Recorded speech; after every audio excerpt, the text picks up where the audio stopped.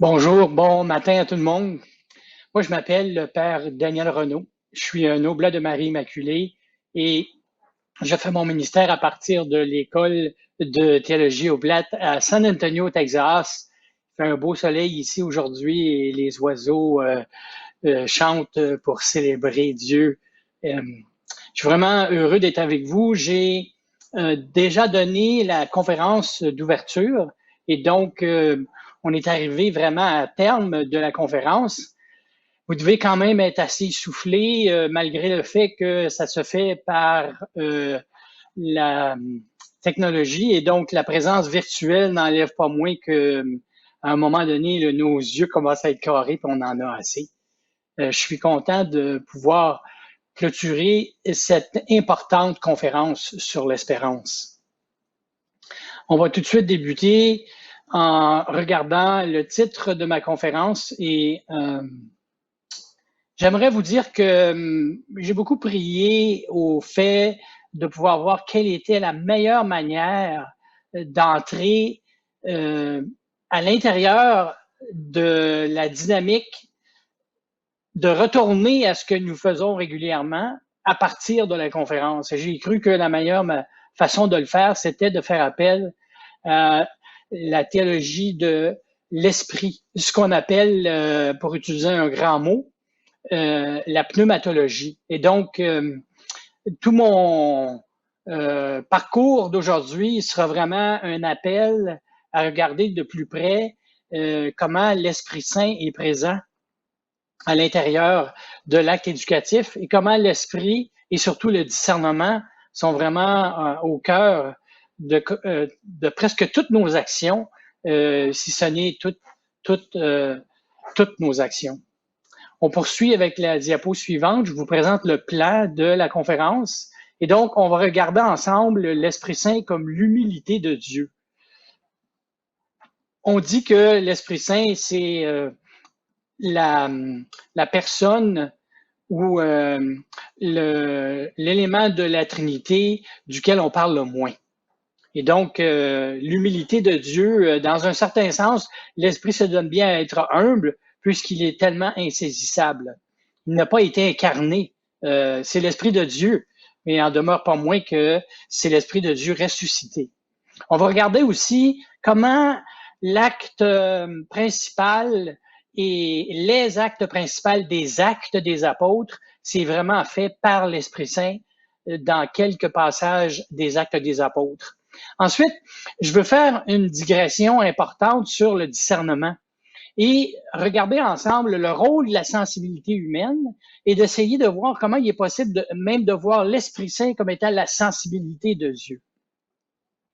Et finalement, en dernier, j'aimerais vous présenter très brièvement l'Esprit comme le metteur en scène de la Trinité. Et que nous, tous et toutes, on est des acteurs, des actrices disponibles et qu'on est appelé à faire des actions appropriées. C'est une grande métaphore du théâtre pour parler de la Trinité. On passe donc à notre premier élément sur l'Esprit Saint et l'humilité de Dieu. L'Esprit est humble. Il rend humble tout ce qui l'habite, le Père, le Christ et les fidèles. Et donc, habité par l'Esprit, on est habité par l'humilité qu'est l'Esprit lui-même. Hein?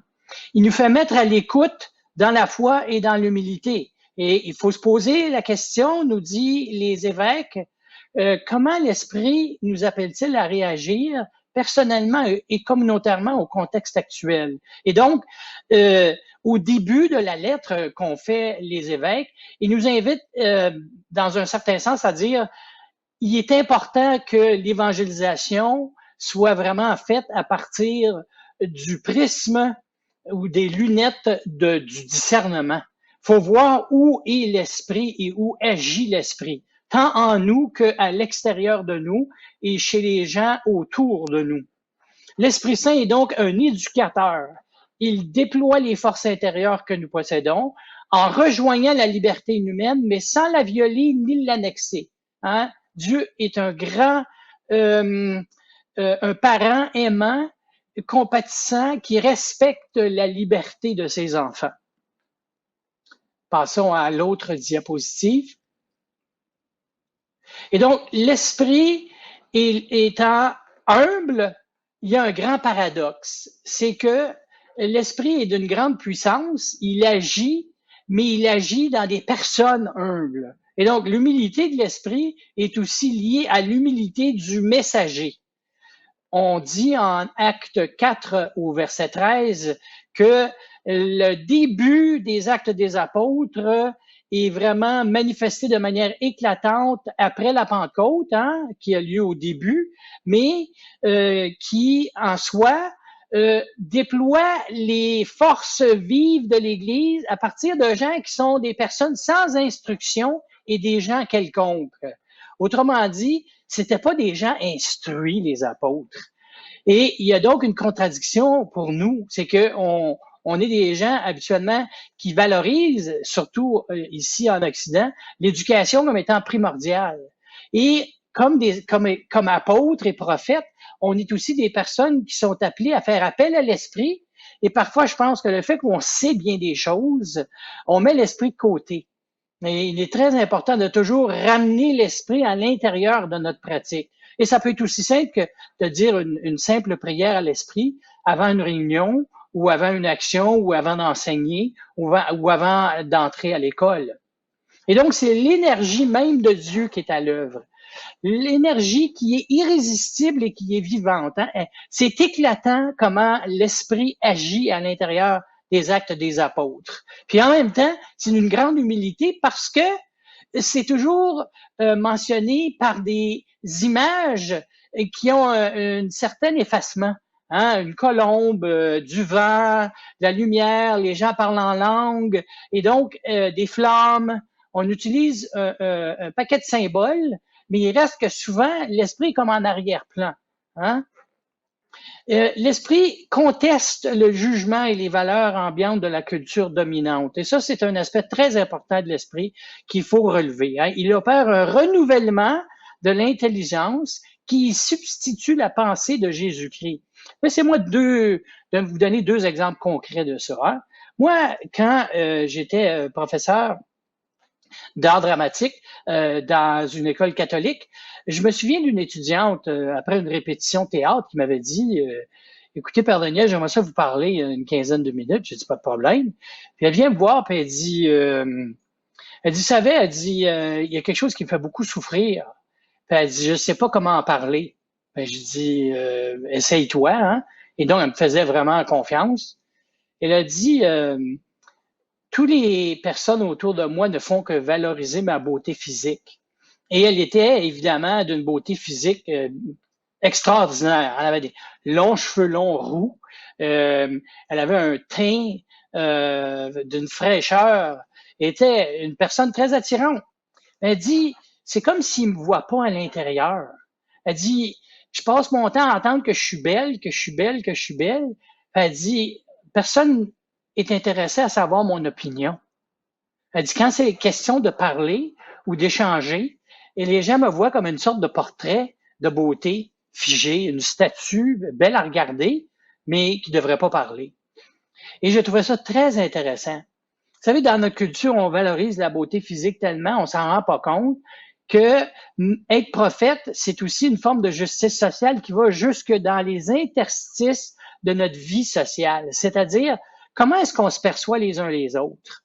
Comment est-ce que ça met l'emphase sur l'Évangile? Ça veut dire pour l'Évangile, ce qui compte, c'est l'intérieur de la personne.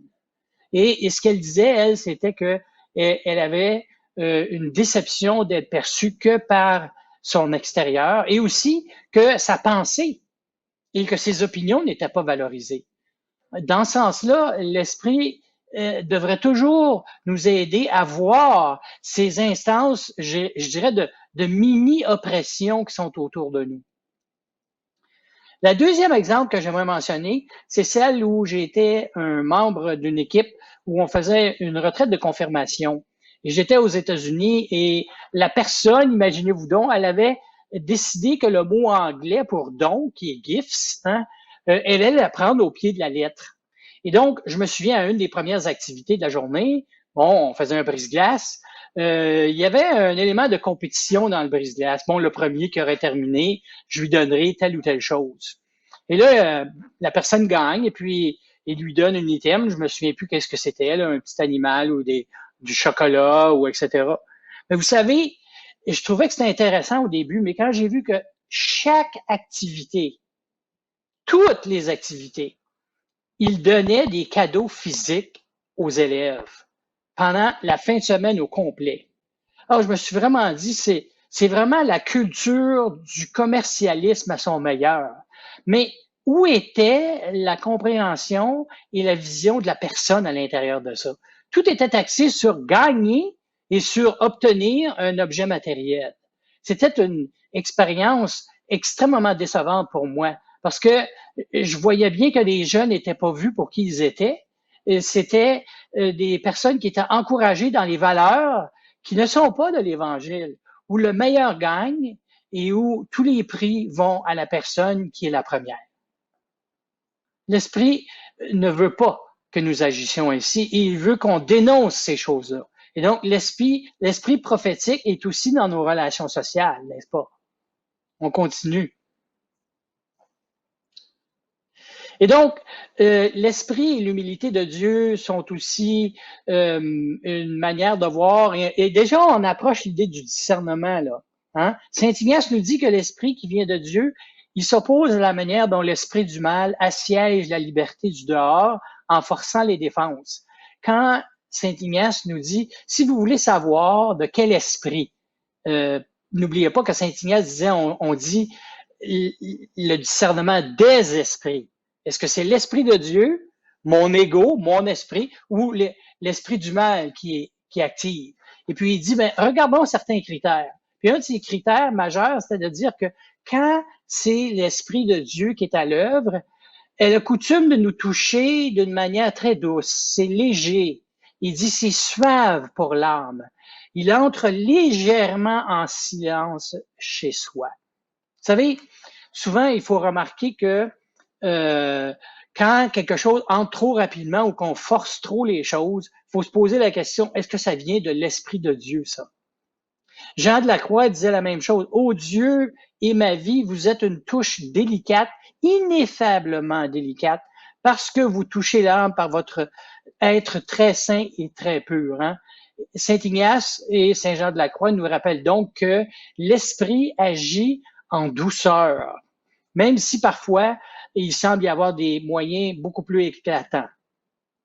L'Esprit parle donc de la manière dont Dieu agit. Hein? Le modus operandi de Dieu, c'est qu'il est non violent et qu'il ne force pas la liberté, l'identité de la personne.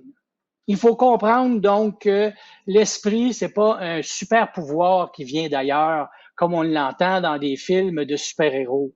L'esprit, c'est quelque chose qui est beaucoup plus lié à l'activité douce de Dieu et qui se marie à notre liberté, à notre identité, pour agir à la manière de Dieu.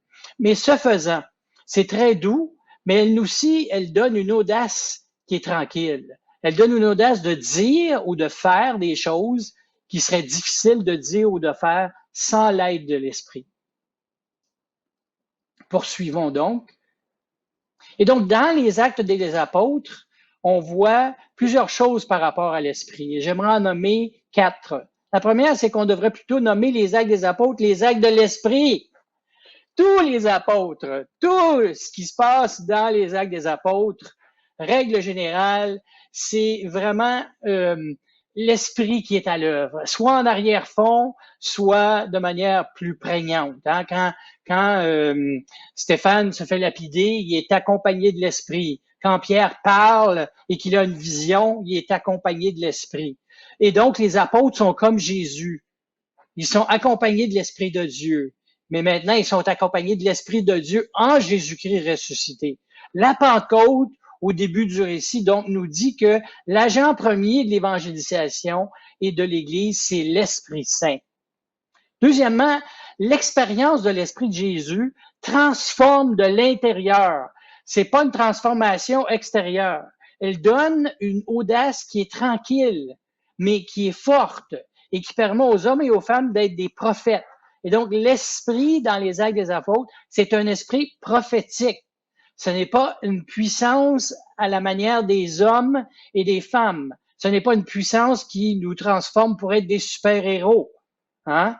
Et il faut toujours bien noter que la puissance dont on parle, quand on parle de la puissance de l'esprit, est extrêmement différente de la puissance dont on parle quand on parle de la puissance force de cette puissance qui fait que on est volontaire. Je l'ai mentionné dans ma conférence au début de cette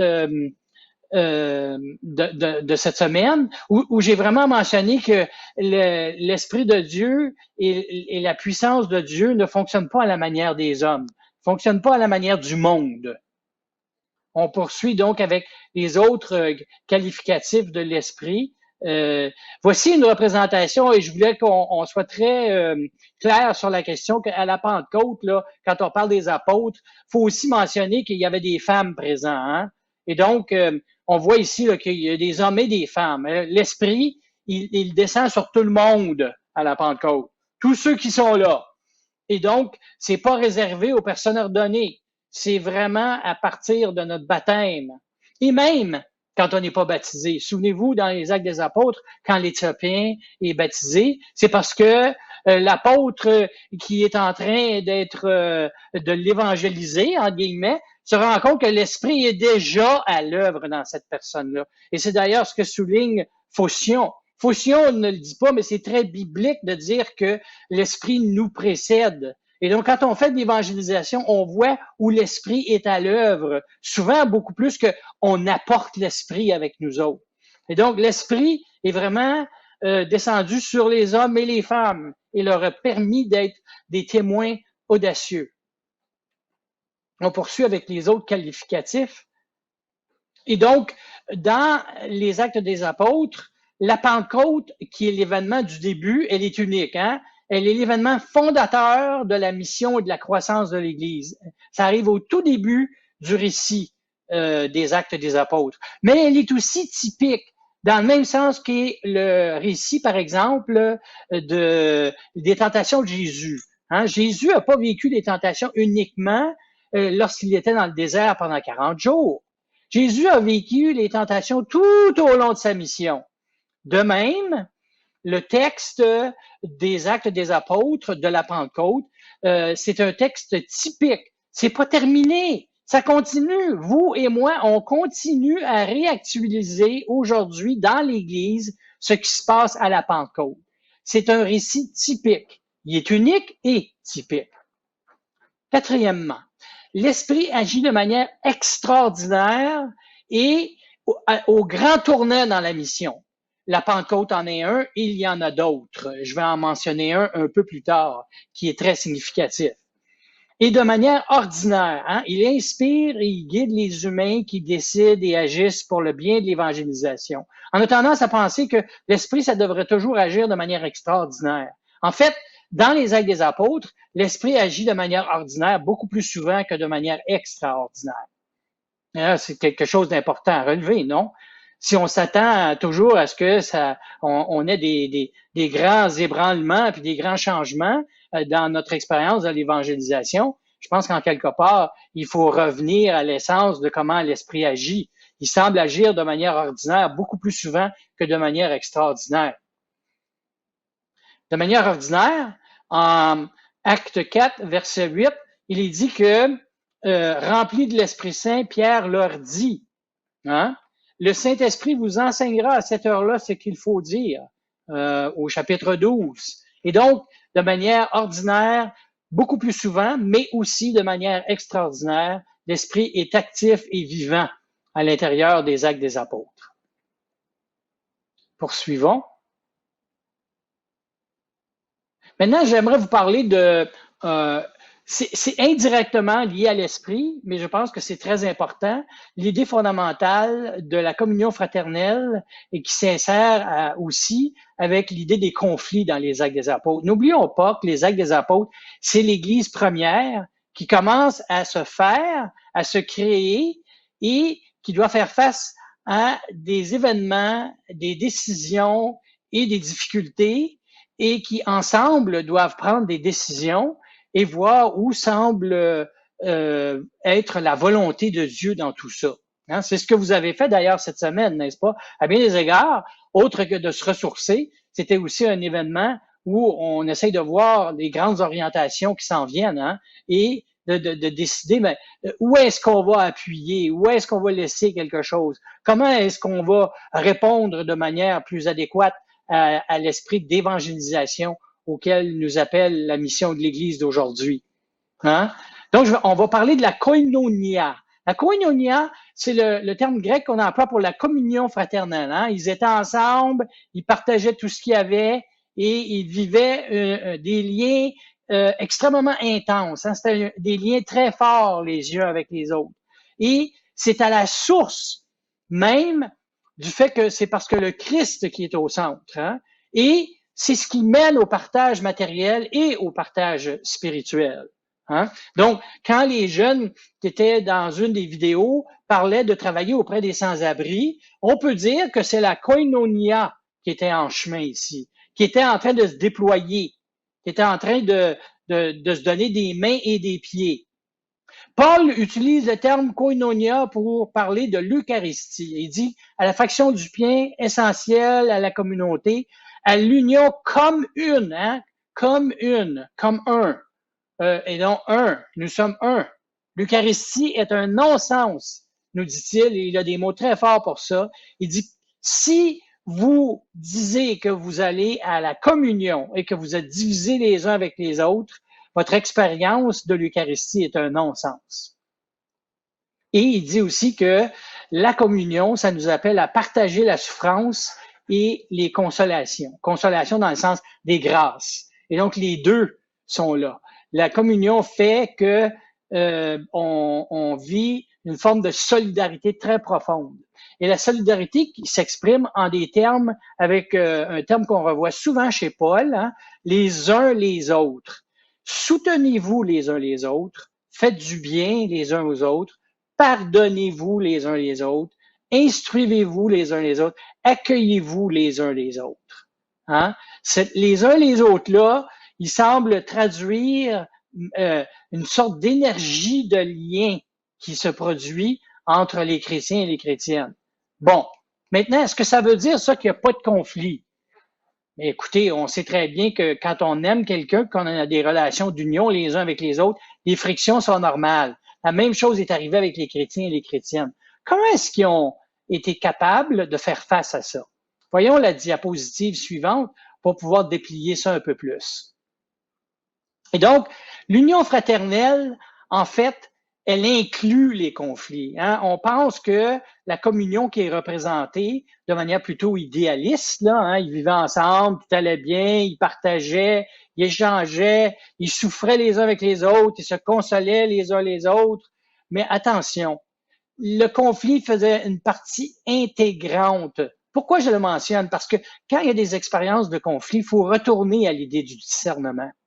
Et donc, il y a des conflits et des tensions créatrices. Ici, j'ai pris et j'ai relevé directement la citation à partir du document des évêques sur renouveler la promesse.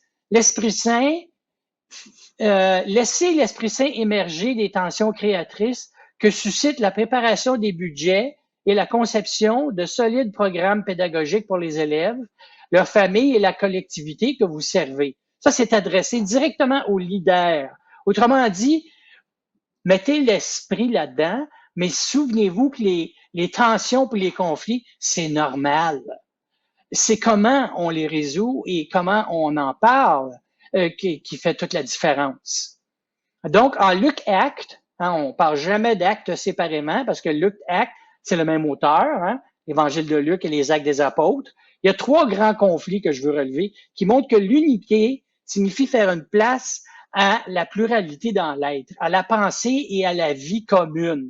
Hein, le premier, c'est chez les hellénistes qui se plaignent aux Hébreux. Vous savez qu'au début, la plupart des Hébreux, c'était ceux qui étaient en charge, hein, les apôtres. Et les veuves qui étaient hellénistes avaient été mis de côté un peu quand c'était question de l'activité caritative.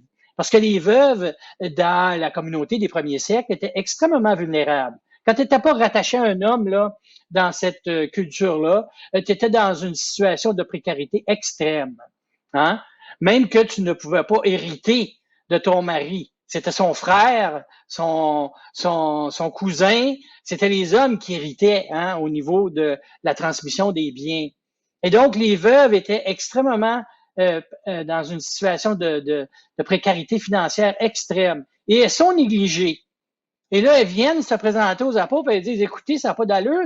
Les veuves qui sont de religion hébraïque, ils semblent être mieux traités. Et là, on se rend compte que les besoins dépassent ce que les apôtres sont capables de faire. Et donc, à partir d'un conflit, il y a un nouveau ministère qui émerge, celui des sept.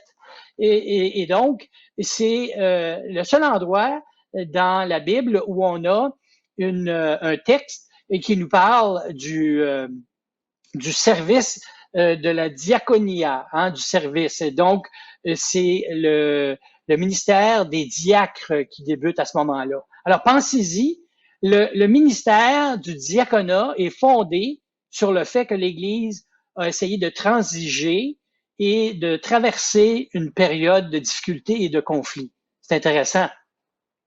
Poursuivons. Les pratiques juives pour les chrétiens non juifs posaient beaucoup de problèmes. Hein? Quand j'étais non juif, est-ce qu'il fallait que je me fasse circoncire? Est-ce qu'il fallait que j'adhère à tous les rites cultuels auxquels adhéraient les juifs? Et donc, il y a un grand conseil. Et là, ici, on parle d'un événement majeur de discernement, le Conseil de Jérusalem. Hein? Est-ce que le christianisme va garder son cadre juif ou est-ce qu'il va s'ouvrir sur toutes les cultures et sur toutes les coutumes?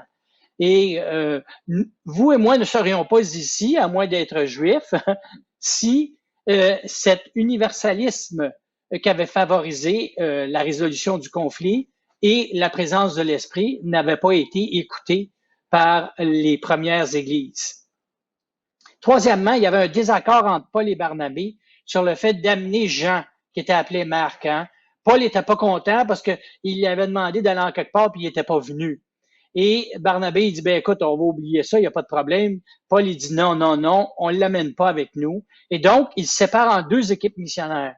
Ici, encore une fois, un conflit, un désaccord, et qui ne semble pas avoir créé, outre mesure, beaucoup d'effervescence, de sensibilité ou de difficulté, mais le désaccord initial, donc, a créé une fécondité.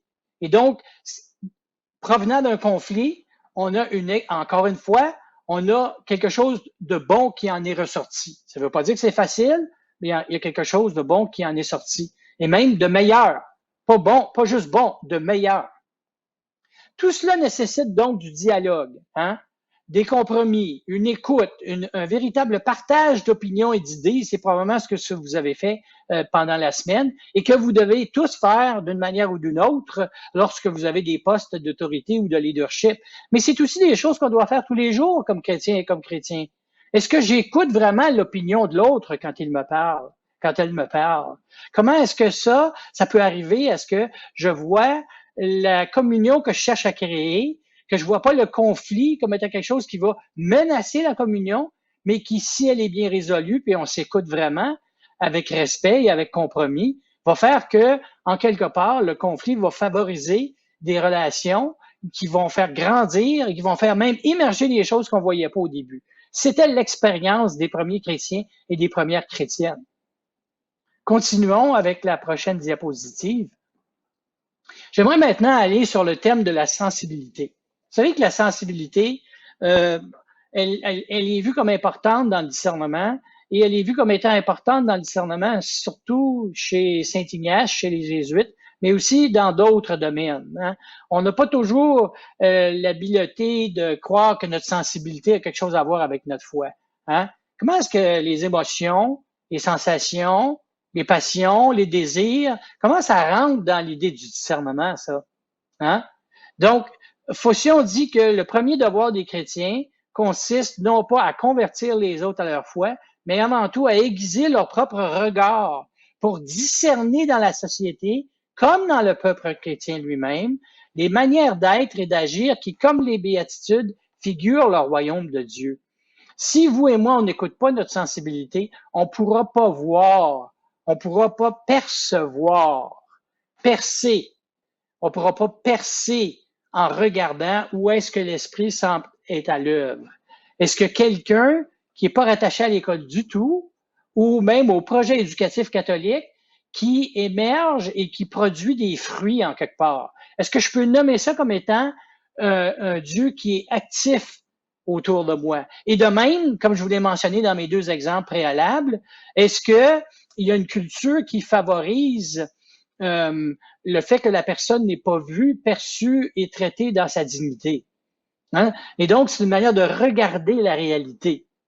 La réalité du discernement, c'est donc des esprits qui sont au centre de l'éducation et de l'évangélisation. Hein? Qu'on fasse face à, et j'ai visionné plusieurs des vidéos des ateliers, à des théories complotistes. Hein? Le père Olivier Tremblay, Pierre-Olivier Tremblay, qui est évêque auxiliaire de Trois-Rivières maintenant, nous disait que dans les théories complotistes, il fallait avoir une attitude pastorale et qu'une des choses qu'il fallait développer le plus, c'était l'idée du discernement. Et même, il poussait ça plus loin, il disait, si vous discernez comme il faut vous-même, vous allez pouvoir aider les autres à discerner. Il dit, quand quelqu'un adhère à des théories complotistes, est-ce que ça crée des bons fruits? Il dit, si vous avez vu pour vous que ça n'en créait ou pas, par rapport à une certaine attitude ou une adhérence intellectuelle, allez voir plus loin. Et donc, il parlait de l'urgence du discernement pour avoir une attitude pastorale envers les personnes qui adhèrent à des théories complotistes. Quand on veut voir le geste de justice sociale à poser, le projet dans lequel s'impliquer ou appuyer, comment est-ce qu'on fait pour discerner ça? Il faut utiliser notre sensibilité. Dans le dialogue interreligieux, la même chose. Quand j'écoute quelqu'un qui provient d'une religion et qui adhère à des principes religieux qui sont différents des miens, comment est-ce que j'agis? Est-ce que je les vois comme étant des personnes menaçantes? Est-ce que j'ai des soubresauts de colère ou d'incompréhension envers eux? Il faut que j'écoute et il faut que je discerne pour ça. La même chose, je l'ai mentionné dans la programmation et dans l'enseignement des cours ou même dans la structuration des budgets.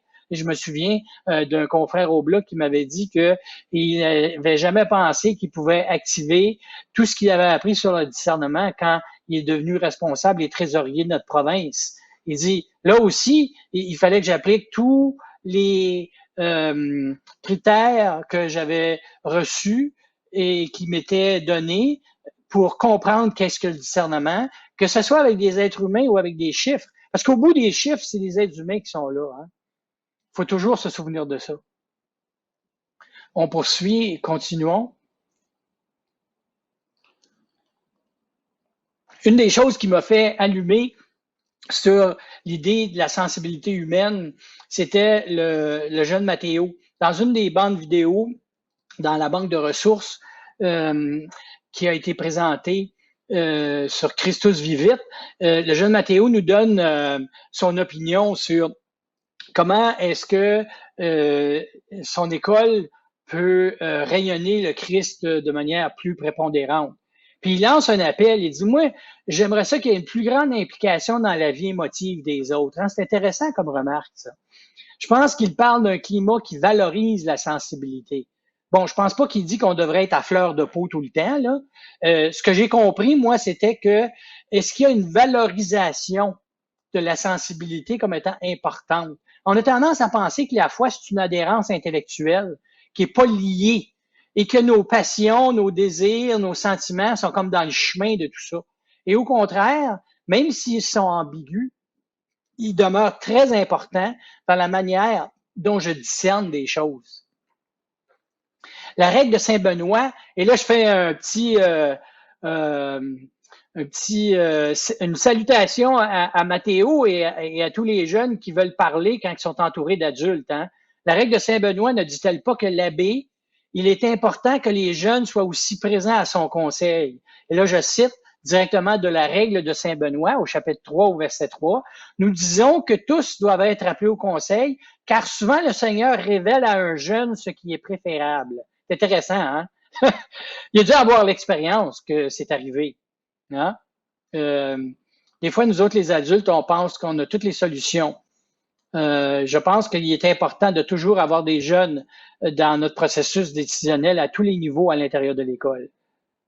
On va avoir une voix et une lumière et qui ne sera pas possible d'être perçue autrement. Hein, c'est unique à la personne.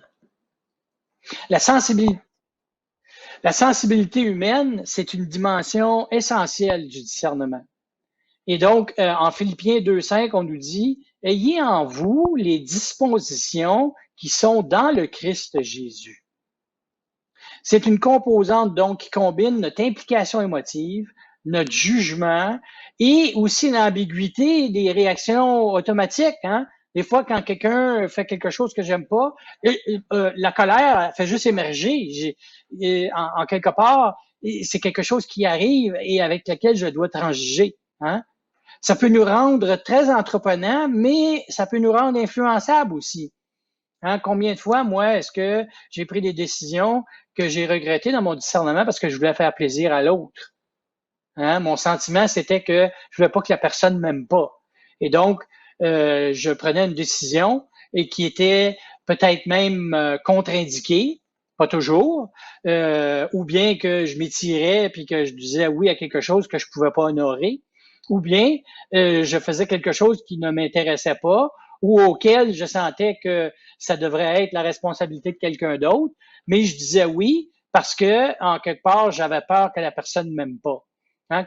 Combien de fois est-ce que des fois, on discerne pas comme il faut? Et donc, l'élément important ici, c'est de savoir que ma sensibilité est un élément important quand j'ai à prendre des décisions ou quand j'ai à voir mes relations puis à continuer à améliorer mes relations. Poursuivons donc sur la sensibilité. Donc, le livre que j'ai employé sur la sensibilité possède le terme d'évangélisation. Ça s'appelle évangéliser notre sensibilité. C'est intéressant de penser qu'il faut que j'évangélise ma sensibilité avant de pouvoir évangéliser celle des autres. Et il ne mentionne pas ça directement, mais il mentionne une définition de la sensibilité que je trouve intéressante. Hein? C'est une orientation émotionnelle, mais c'est aussi mentale et décisionnelle. C'est imprimé au monde intérieur de la personne, dans son vécu personnel, à partir de son enfance et d'une manière de plus en plus significative de ses choix quotidiens. Et il dit que la sensibilité, c'est comme une empreinte digitale ou une empreinte de mon œil. La sensibilité, elle est propre à chaque personne. C'est pour ça que quand je suis responsable et que j'utilise ma sensibilité dans le processus du discernement, j'ai un apport à offrir à la communauté. Parce que ce que j'ai à offrir est unique. Il dit que la sensibilité, c'est une énergie, et c'est une source d'énergie, puis elle est énergie. Hein? Et si on la forme pas, on va être livré à ce qu'il appelle une dictature des sentiments. Hein? Il s'agit donc de l'orienter selon l'idéal de vie et selon son identité. Hein? J'aime beaucoup dire, moi, que c'est pas important que tu sois une personne qui soit colérique ou pas. Ça veut pas dire que tu peux pas être aimant ou aimante. Hein? C'est pas une question de personnalité. Mais en quelque part, ma sensibilité doit toujours être formée pour que je sois pas victime et que mes sentiments ne deviennent pas comme quelque chose qui me kidnappe. Hein? Le kidnapping émotionnel, c'est une forme de dictature des sentiments où tous mes sentiments dictent mes réactions et mes actions sans pour autant que je la forme et que je l'oriente. Hein? C'est une question ici d'orientation. Hein? Et il mentionne que la sensibilité est constituée de deux différents types. Il dit que c'est dans une catégorie réactive et dans une catégorie proactive. Et donc, les sens, les sensations, les émotions, en partie, expriment la partie réactive de la sensibilité. Et les sentiments aussi, mais les désirs, les pensées, les critères d'évaluation de décision, les affections, les passions, ça, c'est la manifestation proactive de la sensibilité. Déjà là, de les diviser tous les deux, ça nous donne une vision un petit peu plus claire. Hein? Et ici, je parle de la sensibilité comme étant quelque chose qui n'est pas nécessairement une technique à développer. C'est plutôt quelque chose où on développe une conscience de soi-même avec l'aide de d'autres, où on est capable de réfléchir sur la manière dont mes sentiments orientent mes décisions, ou parfois je suis pris émotivement. Continuons avec la réflexion sur la sensibilité humaine en mentionnant qu'il y a un risque de boulimie ou d'atrophie. Hein? Vouloir tout vivre, tout faire, tout toucher, tout entendre. Je me souviens d'un confrère au blog qui m'avait dit ce que je trouve triste quand je fais du ministère auprès des jeunes. Parfois, il dit c'est comme s'ils ont une usure prématurée. C'est comme s'ils ont tout vécu, ils ont touché à tout, puis il y a une sorte de cynisme qui s'installe. C'est comme si les constantes stimulations qui viennent de l'extérieur, de l'écran, des messages, des idéologies qui circulent, deviennent des choses qui assaillent notre sensibilité, mais qui nous donnent le message aussi qu'on devrait toujours être en état vif de vivre un paquet de sentiments le fun. Hein?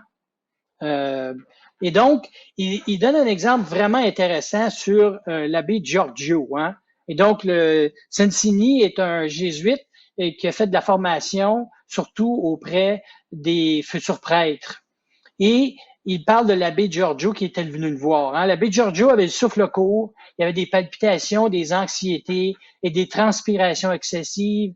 À chaque fois qu'il devait préparer un enseignement ou une homélie, ou qu'il était en train de célébrer l'Eucharistie.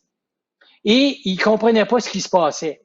Il est allé voir son ami Sensini, puis il dit, mais qu'est-ce qui se passe? Sensini lui a dit, est-ce que tu écoutes ton corps? Il y a un message là qui est en train de se transmettre.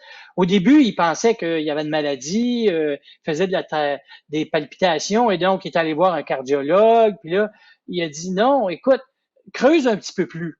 Finalement, quand ils ont creusé ensemble, puis le prêtre ne voulait pas, hein.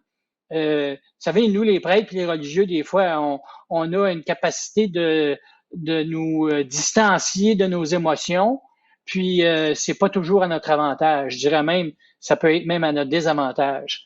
On a une manière de bloquer nos sentiments. C'est peut-être un résultat d'un célibat mal vécu. Et donc, les sentiments sont très importants pour voir comment je vis mes choix vocationnels. Hein? Puis là, il se rend compte qu'en quelque part, il est logé dans son passé et dans ses traumatismes une histoire où il se sent inférieur, hein? Peu importe d'où ça vient, et qu'il y avait une recherche d'approbation excessive des autres. Et la messe était devenue comme une sorte d'exposition de son ego. Quand il célébrait la messe, c'était plus un acte de sacrifice qui était fait au nom de Dieu, et il était plus le médiateur du peuple, il était complètement centré sur tout ce qu'il vivait, puis la messe, c'était comme une sorte d'exposition de son ego déchiré. Et il a dû regarder de plus près qu'est-ce qui se passait et d'où ça venait. Il faut écouter notre corps. Hein? Moi, je me souviens, les premières fois que j'ai célébré la messe, mon Dieu, j'avais les mêmes palpitations. Heureusement, ça n'a pas duré, mais mes sentiments me disaient quelque chose. Et donc, une fois investi de la sensibilité, une fois que c'est formé, hein, on peut convertir notre sensibilité pour vivre la joie évangélique.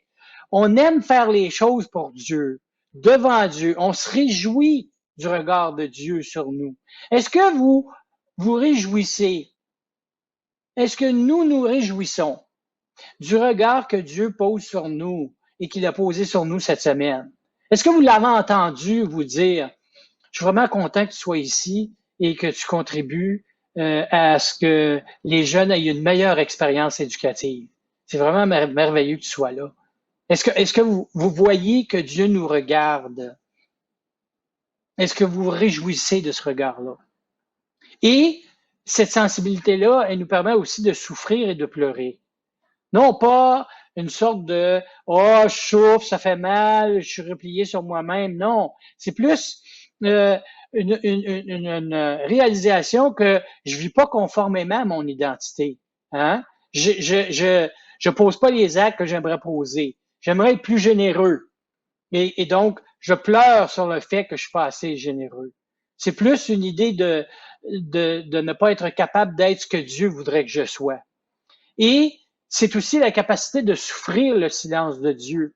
Hein, moi, je fais de l'accompagnement spirituel, puis il y a des gens qui viennent me voir, puis des fois, ils se laissent aller, puis ils expriment leur tristesse. Par exemple, la tristesse des grands-parents qui aimeraient aller à la messe avec les jeunes, puis qui peuvent pas. Et je leur dis, mais comment ça, c'est quoi vraiment qui se passe? Puis, ils ont de la difficulté à parler de ce sentiment-là. Je leur demande, qu'est-ce que vous pensez que Dieu pense de ça? Puis souvent, ils vont toucher au fait qu'il y a même une certaine souffrance en Dieu. Ben, je pense que Dieu aimerait ça qu'il soit là. Ben, je dis, ben, ça, c'est très différent que de dire, ah, moi, j'aimerais ça que mes petits-enfants soient avec moi à la messe. C'est très différent, ça, de le voir sous le regard de Dieu. C'est plus à propos de moi, puisque moi, j'aimerais. C'est à propos de comment est-ce que Dieu voit ça. Ça change tout, ça. Poursuivons.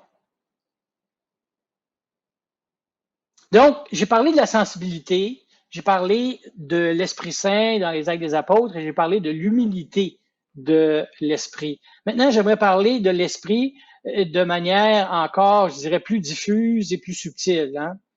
Je commence avec la citation d'Actes 2, 17-18. Hein? Alors, dans les derniers jours, dit Dieu, je répandrai de mon esprit sur toute chair. Vos fils et vos filles seront prophètes, vos jeunes gens auront des visions. Vos vieillards auront des songes, oui. Sur mes serviteurs et sur mes servants en ces jours-là, je répandrai de mon esprit, ils seront prophètes. Ici, je pense que j'ai fait une erreur, je pense que c'est Joël 3 et non pas Joël 2. Mais c'est dans Actes qui reprend un texte, autrement dit, qui dit ce que Joël disait, ça va se réaliser, ça, en fait, ça se réalise. Puis il parle de cette capacité prophétique et que cette capacité prophétique-là, elle est liée au fait que les prophètes eux-mêmes ont des visions et les vieillards ont des songes. Et donc, et c'est les jeunes et les vieillards. Donc, c'est tout le monde. Et il y a quelque chose dans les rêves. Les rêves, là, je parle vraiment pas d'un rêve dans le sens, je rêve de devenir quelqu'un ou quelque chose ou j'ai un projet. J'ai un rêve. Non. Je parle du rêve là, de ce qui se passe dans notre inconscient quand on dort la nuit. Hein? Il y a un endroit où notre inconscient nous communique des choses et Dieu nous parle par notre inconscient, vous savez. Il le parle, il le fait dans la prière contemplative profonde. Quand je vais en prière contemplative profonde, je touche au même sous-sol de l'inconscient. Je demeure conscient, mais c'est comme si les résistances qui sont présentes se soulèvent et s'effacent un peu, puis là, il y a des choses qui montent. Hein? Et la sensibilité, les rêves, tout ça, ça doit être fait en discernement. Ce que je vous ai dit sur la sensibilité, là, c'est important d'en parler avec les autres. Que ce soit un directeur spirituel, une compagne, un compagnon, quelqu'un à qui je fais confiance et qui peut m'aider à discerner et à voir plus clair. Mais c'est aussi vrai pour tout type de discernement. Et donc, les critères ultimes, Paul nous dit en Galates, ils sont clairs. Les critères ultimes, c'est que il y a un fruit à l'esprit. Hein? L'amour, la joie, la paix, la patience, la bonté, la bienveillance, la foi, la douceur, la maîtrise de soi. Contre de telles choses, dit-il, il n'y a pas de loi. Autrement dit, on ne peut pas s'estiner avec ça. Là. C'est là. Ceux qui sont au Christ ont crucifié la chair avec ses passions et ses désirs. Ici, il faut vraiment l'entendre dans le sens, ils ont converti tout ça. Hein? Lier ça à ce que je viens de dire sur la sensibilité. Crucifier la chair ici, ça veut dire que la sensibilité émoustillée, ce qui conduit au non-bonheur et à des réactions qui ne sont pas de Dieu. Hein, c'est une opposition, des fois, malheureusement, qui est trop dualiste. Hein? Est-ce que les désirs sont nécessairement mauvais? Non. C'est si je les purifie, c'est ça qui va faire toute la différence. Et donc, l'idée ici, c'est que c'est ça les fruits de l'esprit. Pensez à ce que vous avez vécu pendant cette semaine. Est-ce que vous avez vu et senti ces fruits-là? Hein? Quand vous avez écouté ou que vous avez participé à un atelier ou à une conférence ou que vous avez pris des décisions, c'est quoi les sentiments, surtout après? Qu'est-ce qui faisait partie de votre intérieur? Hein, moi, je sais que quand je prends une décision trop rapidement ou que je me lance dans quelque chose trop rapidement, les fruits que je viens de mentionner sont pas là. Je suis agité, j'ai de la tension à l'intérieur, j'ai des doutes. Bon, ça veut pas dire ça qu'une fois que je prends une décision, j'aurai pas à faire face à certaines difficultés. Ce que je veux dire, c'est que au niveau du discernement, l'Esprit en lui-même va me révéler par ses fruits s'il était présent. Autrement dit, souvent, c'est difficile de voir si l'Esprit est actif sans que j'aie fait une relecture. Et c'est la base de la pastorale, d'apprendre à faire une relecture. J'imagine que Laura a donné des pistes et des critères sur comment on fait des relectures pastorales. On poursuit donc. Et donc, je parle des rêves ici. Et les rêves ont une place prépondérante et les visions aussi dans la Bible. Il y a plus de 70 passages où on parle de rêves ou de visions dans la Bible. Hein? Joseph dans l'Ancien Testament, Abraham, Jacob hein, qui est dormi sur une pierre et qui a vu des anges descendre un escalier. Hein? Joseph, le père de Jésus, a été dirigé à plusieurs reprises par des rêves et des songes où un ange lui apparaît pendant qu'il dort. Et donc, c'est une manière de dire Dieu est actif pendant qu'il est en état de sommeil. Hein? On le voit ici. Bon, il n'est pas nécessairement couché, mais il est certainement pas éveillé.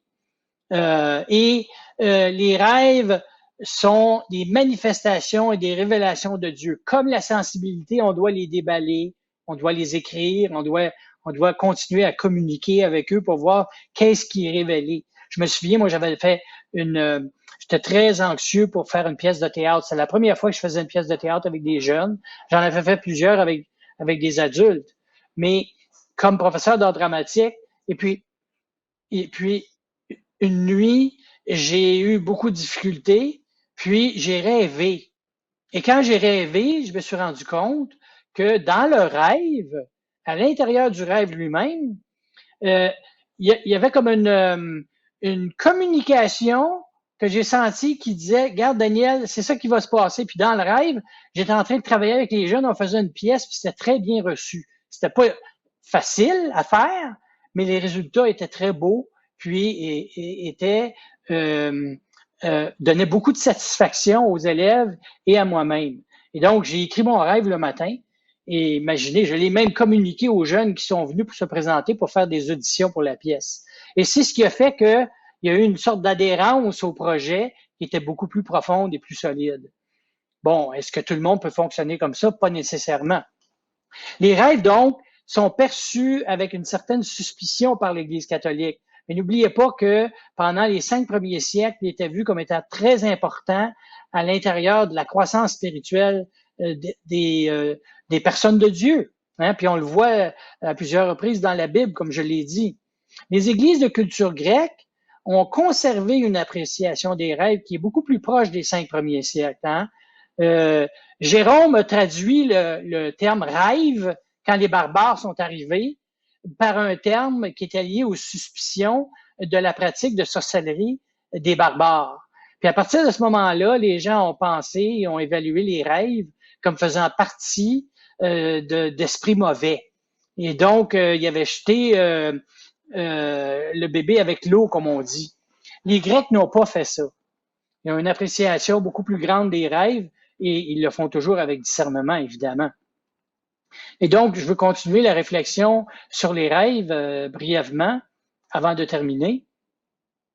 Et donc, les rêves et la sensibilité. Hein? Cyprien, un des fondateurs de l'Église latine, a affirmé que les conciles étaient guidés par Dieu par des rêves et des visions. Par exemple, la vision de Pierre et la nappe avec les animaux et l'invitation de Dieu à manger ce qu'il croyait un peu, vous vous souvenez, à 3 reprises. Hein? Dieu lui dit, tue et mange. Puis il veut pas. Puis après la 3e fois, il a bien compris le message. Il n'était pas couché, il n'était pas en état de sommeil, mais c'était une vision.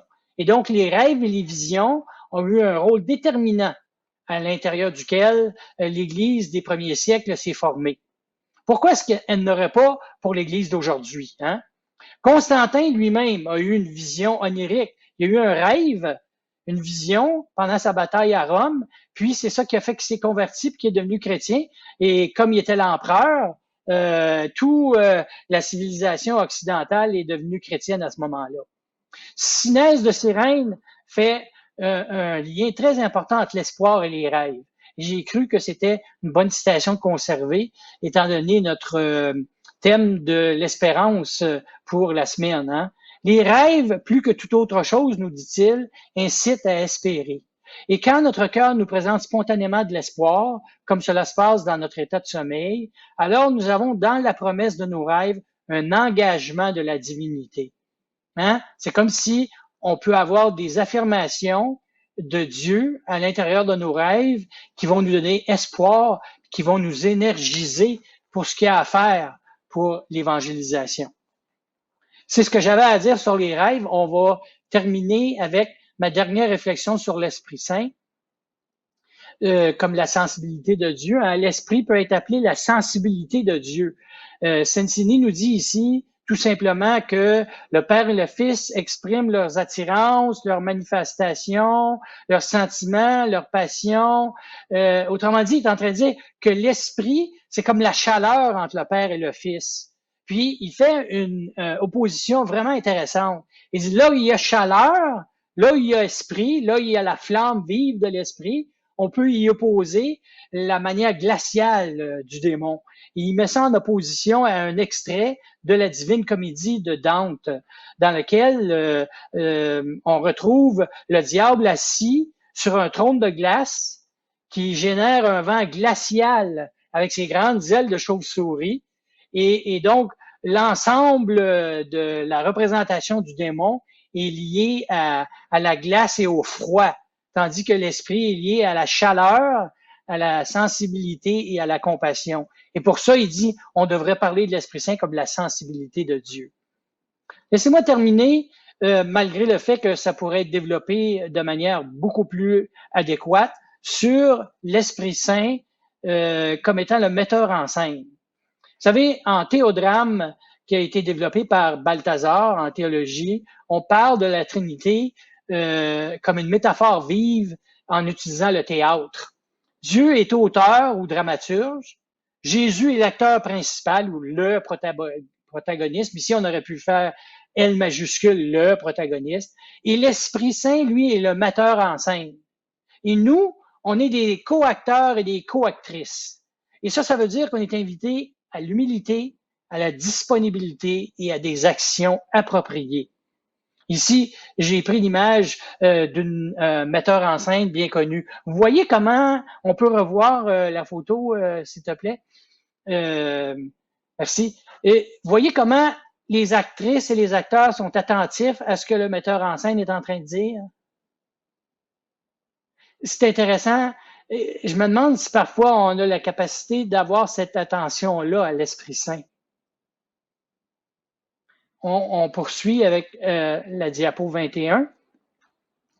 Et donc, le metteur en scène est comme aussi un producteur. Hein? Le producteur, ça n'a pas un bon nom là, à Hollywood, là, mais il reste que le producteur, il a une vision, puis il veut vraiment que le projet se réalise. Hein?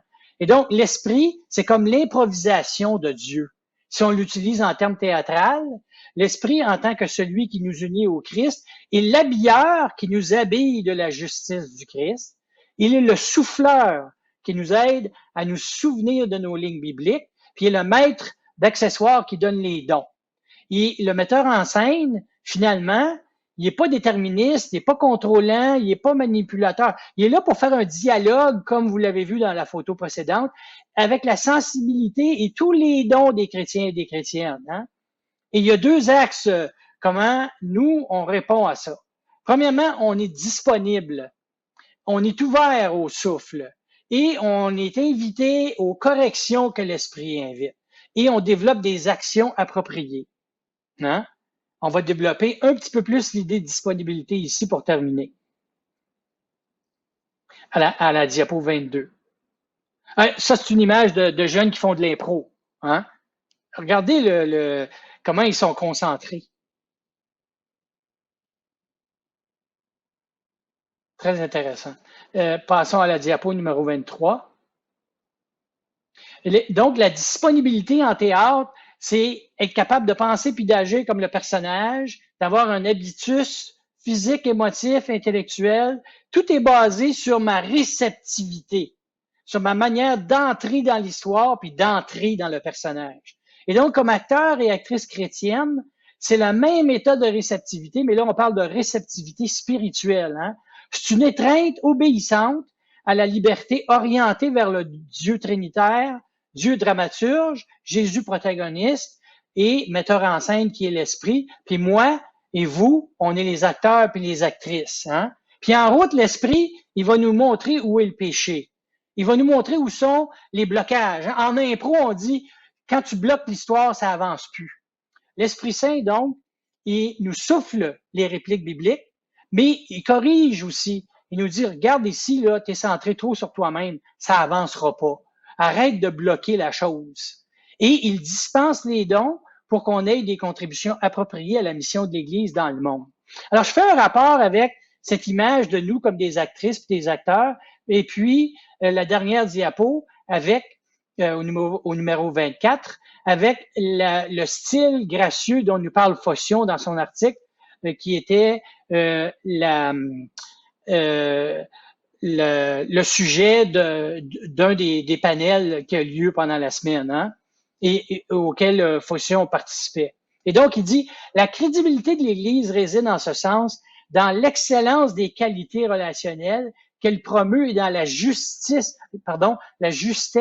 de l'exercice du pouvoir en son sein. Et donc, si on écoute l'esprit metteur en scène comme actrice et acteur disponible et réceptif, on va avoir un style gracieux. Et je termine avec ça. Hein. Le style gracieux de la proposition de la foi rassemble tous les traits de gratuité, de gratitude, de pardon, de plaisir, de beauté et de douceur. Hein. On a parlé de la douceur de l'esprit. Et le style gracieux de la proposition de la foi est lui-même expressif de la grâce de Dieu qui s'y trouve énoncée. Alors, je nous souhaite d'être des acteurs et des actrices avec un style gracieux. Et je pense que on a toujours à développer ce style gracieux. Vous savez, un acteur, une actrice va développer ses talents et ça va prendre toute une vie à être réceptif au point où la personne peut entrer dans un personnage et dans l'histoire de manière complète. Je pense que c'est la même chose pour nous tous et pour nous toutes. Je vous ai donné une petite bibliographie des œuvres consultées. Vous pourrez aller voir ce document en PDF qui va être inclus sur le site web de la conférence avec une version enregistrée de cette conférence aussi. Et donc, vous aurez accès aux œuvres que j'ai consultées pour me préparer pour cette communication. Je vous remercie beaucoup pour le temps que vous m'avez accordé, pour votre disponibilité, mais surtout pour le privilège de pouvoir approfondir ces questions avec vous. Et je vous envoie vraiment avec le souffle de l'esprit metteur en scène et qu'on soit toujours à son écoute ensemble pour que l'évangélisation devienne une expérience vraiment de satisfaction profonde pour nous, mais surtout pour Dieu. Merci.